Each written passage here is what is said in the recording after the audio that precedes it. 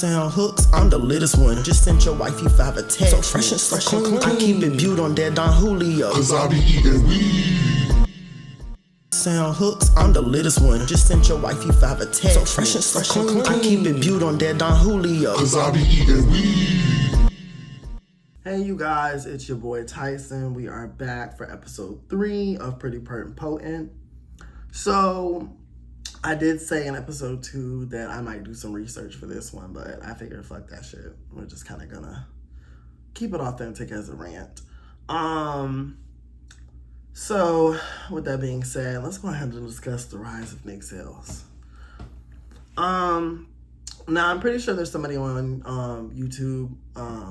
Hey, Anchor family, but I'm talking to YouTube people right now. Now, I'm pretty sure there's somebody on YouTube who has put together a more like maybe detailed video of this. And if you know, drop me a link. I would like to see, one with facts and all that stuff. Somebody who has time for all that editing and stuff. Me, no. So, with that being said, this is a rant style video, but dating back to the 70s, all the TV shows when black people first started, becoming quote unquote worthy to be on TV. There was a pattern, even some of our most beloved shows, Martin, what was that? One-on-One. They were always talking about Mona's hair, and it's so funny because she was biracial, but they, I guess, blackened her hair up or whatever. And when I say blackened, I mean like, to me, she was just, the way she looked monoracial, at least on there. But in real life, she's quite obviously biracial. She's just not your typical biracial. But nonetheless, I just watched a video on her the other day, Unforgettable, something like that. One of the people on YouTube, she does like all the Black Stars Where Are They Now type of shit. I wish I could shout her out. I can't remember the name right now. But at any rate, a lot of those shows that we love thrived off of anti-blackness that was, air quotes, coincidentally, more times than not aimed at the darker skinned black women of the cast. You know what I'm saying? So I really feel like, as a point of reference to pinpoint as far back as my knowledge, that's where you can start. Then as we pivot into rap and hip hop, black women became subjugated to being called whores and sluts and everything but an angel. And God bless her heart, may she rest in peace, because I believe she passed away a couple years ago. Dolores C. Tucker, she came out and spoke about how hip-hop may do more bad than good. And we see the result of not listening to yet another black woman trying to warn us. Hell, we just had a shootout at our school. Or not our school, but one of the highest schools in the area. We just had a shootout like a couple of weeks, not even a week ago. So, you know what I'm saying? And that's not to say, oh, you listen to hip-hop, you're going to pick up a gun and shoot. But let's be real. We know what these kids are listening to. I don't like the holier-than-thou old heads that try to act like they're so different from this generation. Like Uncle Luke trying to talk about Janelle Monáe. Boy, go to hell. Now, Janelle Monáe, maybe Essence Festival in the base, please do that. Your own personal concerts, do what you want, baby. Your titties, you rock out. But go to hell, Uncle Luke. And then for her, when I see Janelle, I really do see sexual liberation. I don't see I'm doing this for male attention. Now, any woman that goes topless or anything, she obviously is cognizant that male attention is going to happen naturally. But I don't even, when I look at her album, when I look at the visuals, I think that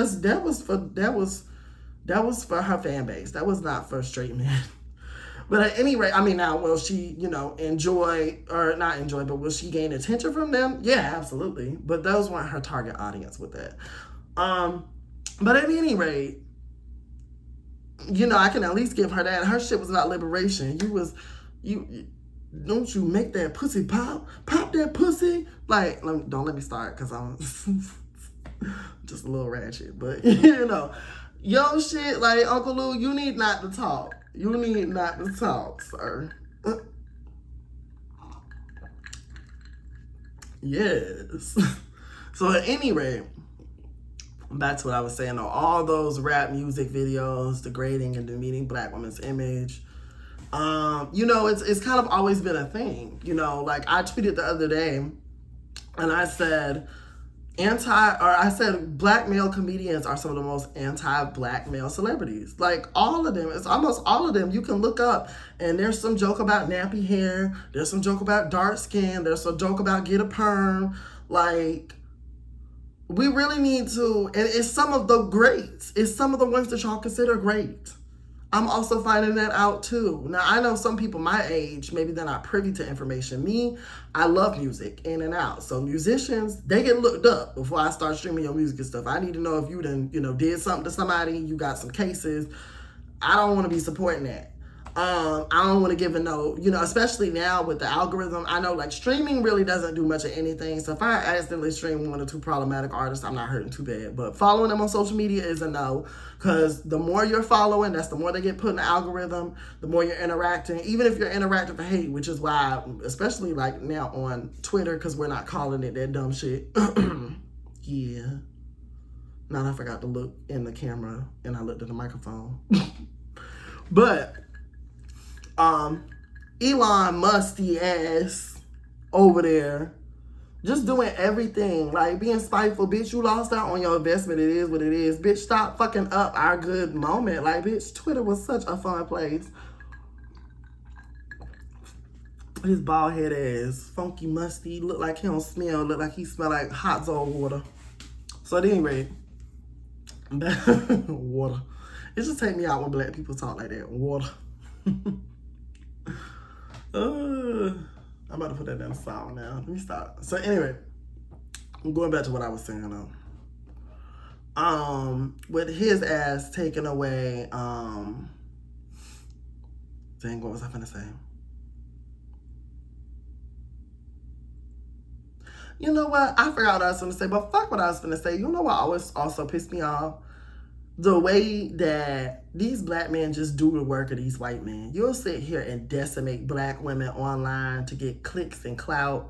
They don't never flag none of those nasty tweets, those nasty, disgusting videos on YouTube. They don't flag none of that shit. They let that shit go through the algorithm. But the like-minded black men that I follow and the black women who are advocates for black women that I follow get shit every day for just speaking the fucking truth. Whether it's colorism, whether it's the truth about, our black history, when it comes to intersectionality within the genders, like it's fucking ridiculous. The stuff, the hoops that black women, male creators have to go, or black woman creators have to go through. And then the black males that are conscious, the Themis and Thoughts, oh my God, what's his name? I cannot remember his name, but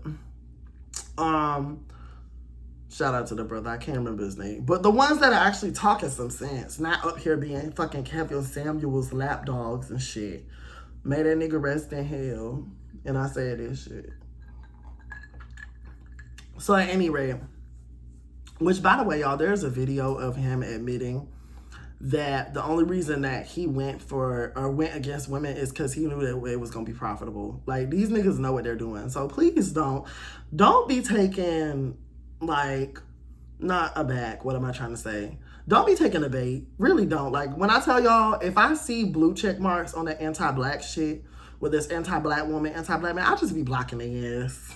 I'll be blocking them. I'm not engaging. I'm not even finna come up in here under here and cuss you out because it's not even worth it. You're intellectually not on my level. So you just got to get to that point. Yeah. And that has been a good, like, helper in navigating YouTube, especially since Elon Musk ass now trying to get the blue check remark, or allow you to remove it if you're getting paid. So that way, people can cloud it up and, lo and behold, do you know, now you've gotten them paid through clicks and engagement.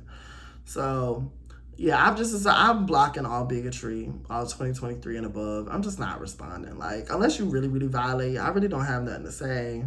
Especially like when you get more knowledgeable on like intersectionality, when you can trace this shit, when you can know why a man feels the right to disrespect a sex worker, when you can know why a man feels it right to come at a man who doesn't appeal to what he deems masculine, when you can know all that in your brain, you don't even really want to respond. There's nothing to respond to. You already know why it's happening. And most of the time, the incel jokes, they're not fucking funny. Oh my God, nobody cares what you think because you have an OnlyFans. That's what y'all be sounding like and looking like, bitch. You know how hard it is for me to look ugly?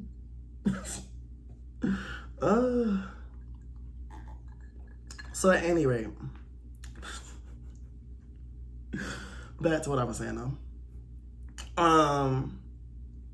So, you know, all of that's been going on from the, you know, whenever the surgence in black male media started, you know what I'm saying? And it really makes me sad, you know, when I look at some of the movies that, you know, you get your quote unquote black card taken from if you've never watched them, because a lot of them is low vibrational shit. I don't want to watch Friday every damn Friday. I'm good. Or whenever it come on BT, I'm good. I've never finished. I don't know if I've ever finished Friday, but a lot of this shit, like Baby Boy, like a lot of us black people that is coming up, we don't want to see that struggle and shit. Like we want to see black people at peace. We want to see black people, I don't know, fucking having a farm. I mean, not a farm, but maybe a garden or some shit. You know, I don't know. Like, bitch, we tired of that struggle shit. You know, it's even certain stuff, like everybody loves power. I first of all, 50 Cent, no.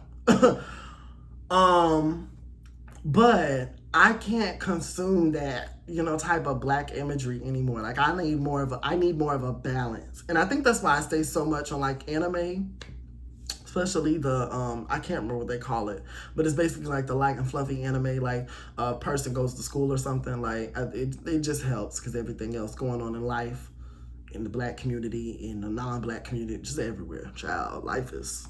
But at any rate, yeah, going back to what I was saying though. It's just certain stuff I can't even consume anymore. I have not heard all of Pound Town. Heavy Negro spiritual side. And while I have no problem with representation of girls from the hood, because it is a reality, and I do see the double standard, because for every nigga writing about Sexy Red, they clapping for Future and whatever else hood rat nigga out here having 50-11 kids. They defending Blueface. They doing all this. So I get the double standards, but I already hold them niggas accountable. So when it comes to the women, I got to do the same. And I just, like, I don't know if she's, it almost, I don't know if it's, because with Suki, I think Suki performing. I honestly do. But even if it's not, it's just certain stuff don't need to be said. I get shock value and all that, but your coochie pink and your booty hole brown, like, okay, sister. So at any rate, we just gonna mouse right through that. But yeah, but even with that, you know, the Sexy Reds and the Suki Hondas, I give them grace. You wanna know why? Because who introduced this ratchet ass shit? Uncle Luke doesn't have a vagina last time I checked. The niggas in the 90s laid the format for the shit that we is rapping about today in today's time. So I don't want to hear any whole old head talking that shit. You created these motherfucking eggs, and now they're fucking, what they say, the roosters that came home to hatch, bitch. And that's what it looked like. Coochie hoes and pooty pink browns. Wait, bitch. We just gonna not talk about that. But yeah, at any rate, I think it's just baffling to, and I know I'm a little everywhere, so let me center. I think it's baffling, like when I started being like, oh, this is a problem.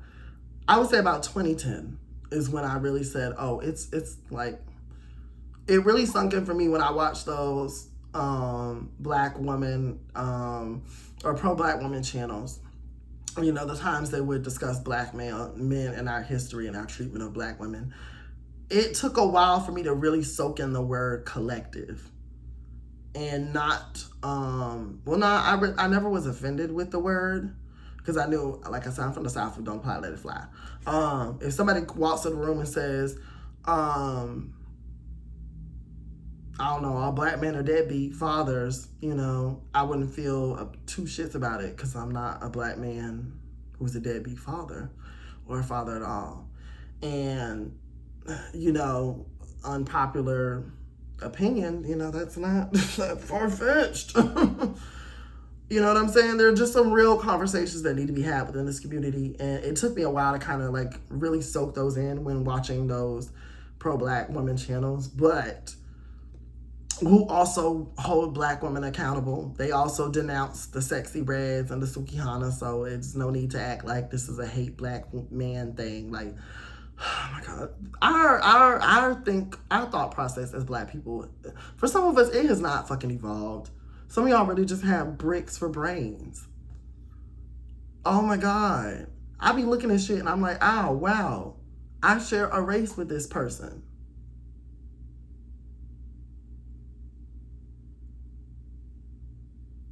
So at any rate, especially the Nig, I'm gonna call them this, Nigspiracies. Because that's what they be giving. He was going by NBC.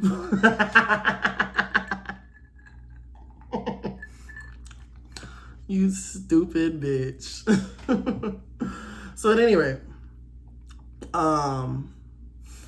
yeah, going back to what I said, it took some time to kind of soak in the collective, but once I saw certain things happen, and you have to understand, from my vantage point, I always look at the whole picture. So when something happens with a group of black men versus black women, or one black man versus a black woman, whatever the situation is, I'm not only looking at that one man's actions. I'm looking at the men in the comments and what they're saying as well.